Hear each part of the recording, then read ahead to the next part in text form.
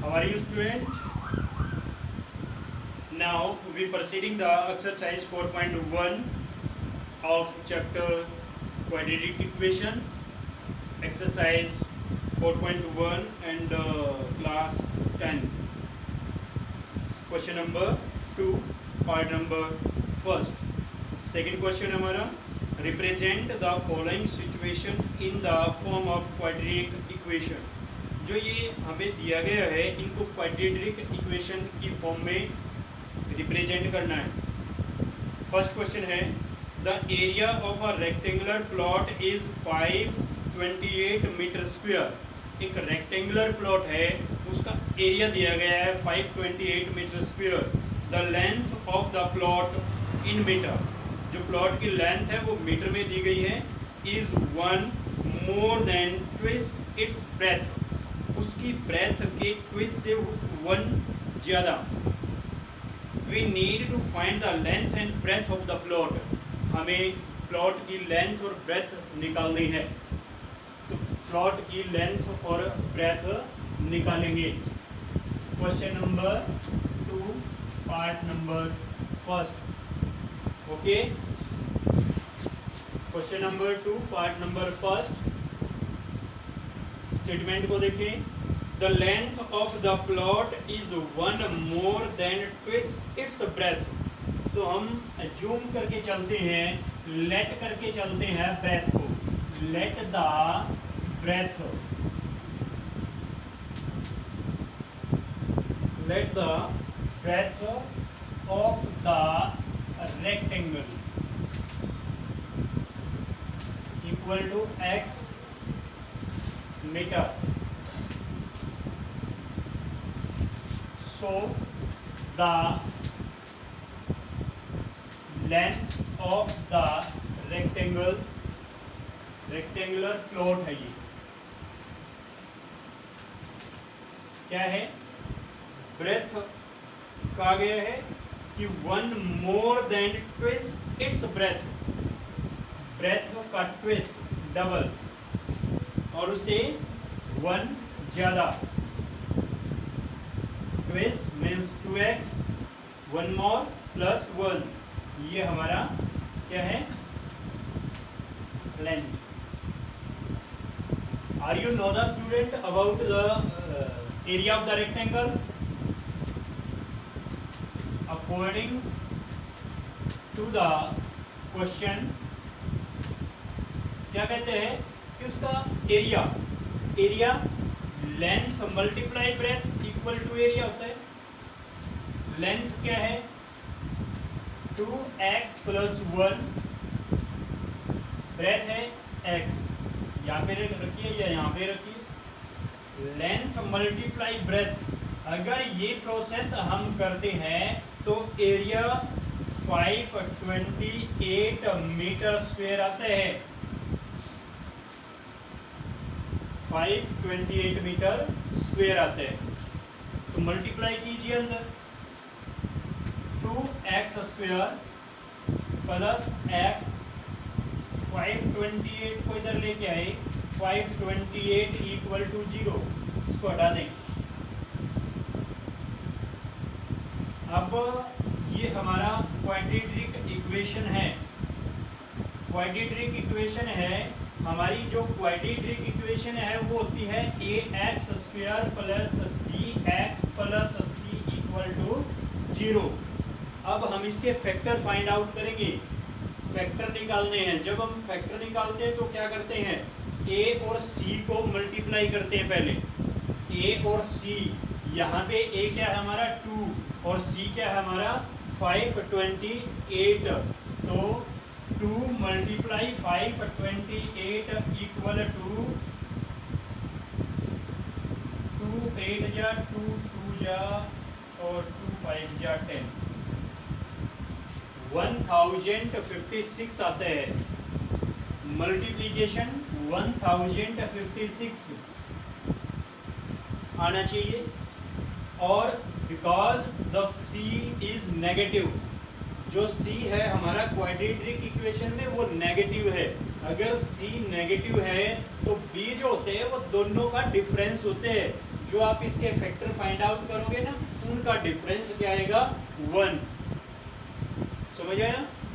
तो अप्रोक्सीमेटली हम मल्टीप्लाई करें, देखिए 30 को अगर 31 से मल्टीप्लाई करें तो हमारा आता है 930, मीन्स अभी कम है, तो बढ़ाइए इसको, डिफरेंस 1 का रखिए। 32 मल्टीप्लाई 33 मल्टीप्लाई 34, सभी को मल्टीप्लाई करने की जरूरत नहीं होती, सिर्फ जो आपका वंस डिजिट है उसको मल्टीप्लाई कर लें। 2 1 जा 2, क्या चाहिए हमें, 6, तो ये नहीं हो सकता। 3 2 जा 6, ये शायद मे बी ये हो सकता है, तो ये हो सकता है, तो जो आपको ये लगता है कि ये हो सकता है तो उसकी कंप्लीट मल्टीप्लिकेशन कीजिए। तो 32 को 30 के साथ मल्टीप्लाई कर दें, 30 तरीके आपने 32 मल्टीप्लाई 33, ये मल्टीप्लिकेशन जो है ऑलरेडी आप सीख चुके हो। 6th class 7th 8th class में हमने एक सुटेबल प्रॉपर्टी का यूज किया था। अगर हम सीधी मल्टीप्लाई करते हैं तो सीधी कर दीजिए, अदरवाइज सुटेबल प्रॉपर्टी का यूज कीजिए। 3 3 जा 9, 3 3 जा 9, 6 5 10, मल्टीप्लिकेशन 156 और डिफरेंस क्या है, 1। समझ आया? तो डिफरेंस 1 है।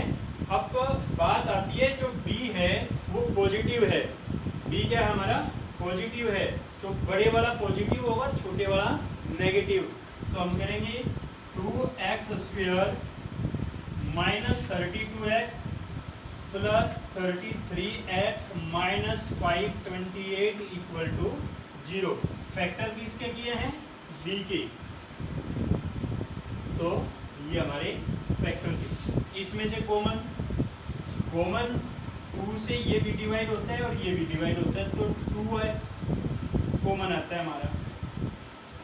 यहाँ पे क्या बचता है, x माइनस 32 को 2 से डिवाइड करेंगे 16, x 1x था वो 12 आ गया था, प्लस 33 से ये डिवाइड होते हैं कंप्लीट, 33 कॉमन, x माइनस 33 से डिवाइड करें, करके देखिए 528 को 33 से डिवाइड करेंगे, 1 जा 33, क्या आएगा 9 8, और 4 माइनस 3 1, 6 जा भी जाते हैं 16 आएगा इक्वल टू 0। आपका ये फैक्टर और ये फैक्टर सेम हो तो आपका क्वेश्चन राइट माने जाते हैं, राइट होगा। अदरवाइज ये आपके फैक्टर अलग आते हैं, डिफरेंट आते हैं, तो आप समझ लीजिए कि आपका क्वेश्चन में कुछ प्रॉब्लम है, या तो फैक्टर ठीक नहीं हुए हैं या कोई कॉमन निकालने में कोई प्रॉब्लम आपने क्रिएट की है, तो इस बात का ध्यान रखिए। अब यहाँ पे 2x प्लस 33 और एक फैक्टर ये आता है इक्वल टू 0। अब या तो ये इक्वल टू 0 है या फिर ये इक्वल टू 0 है, क्यों, क्योंकि दोनों की मल्टीप्लिकेशन 0 है, और जब दोनों की मल्टीप्लिकेशन 2 नंबर्स हैं, कोई भी 2 नंबर हमारे पास 2 मल्टीप्लाई 3 अगर इनकी 0 प्रोडक्ट आती है तो मीन्स x है, ये y है, तो इसका मतलब क्या है, या तो y इक्वल टू 0 है या x इक्वल टू 0 है, इनमें से एक 0 है। तो हम इनको डिफरेंट रखेंगे, 2x प्लस 33 इक्वल टू 0, या तो ये इक्वल टू 0 है, या फिर x माइनस 16 इक्वल टू 0, या फिर ये इक्वल टू 0, क्योंकि प्रोडक्ट दोनों की 0 है। अब इसमें 2x इक्वल टू माइनस 33 और x इक्वल टू माइनस 33/2, ये तो ये आता है, और इसमें x इक्वल टू 16। अब x क्या था, x था हमारा breadth of the rectangular plot. Rectangular plot की जो थी वो ब्रेथ थी, तो ब्रेथ नेगेटिव में कभी नहीं हो सकती, तो पॉजिटिव में होगी, तो हमारी जो ब्रेथ है वो है 16। ब्रेथ क्या ही है, ब्रेथ आती है हमारी show the breadth of the rectangular plot equal to 16 and length equal to, length क्या है 2 multiply 16 plus 1, 2 multiply 16 32 plus 1 33 meter. Are you understood? Any problem? Good. Now the question number 2, part number 2.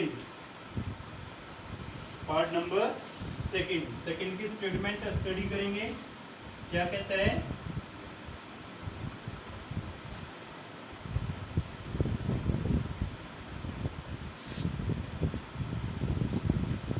Part number 2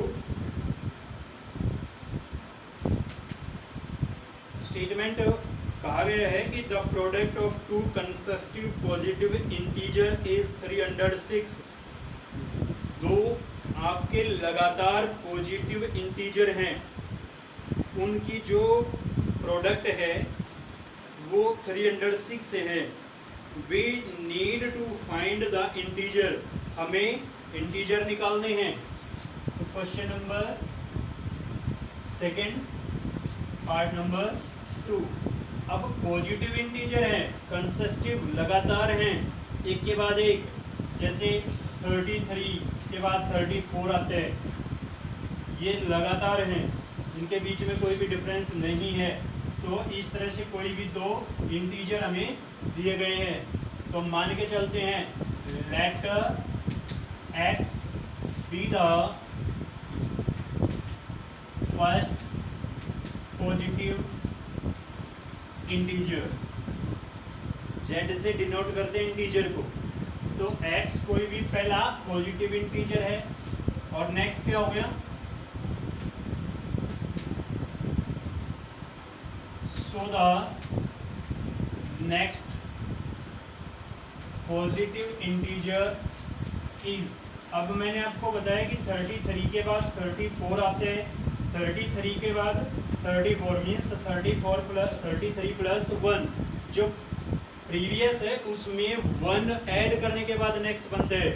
तो previous क्या था हमारा x, तो next क्या होगा x plus 1. समझ आया? अब कहते हैं कि दोनों की product according to the question में क्या कहते हैं कि दोनों की प्रोडक्ट फर्स्ट मल्टीप्लाई करेंगे x प्लस 1 के साथ, सेकंड के साथ. पहला जो आपका इंटीजर है मल्टीप्लाई दूसरा. और दोनों की प्रोडक्ट क्या कहता है? दोनों की प्रोडक्ट बोलते हैं 306 आती है.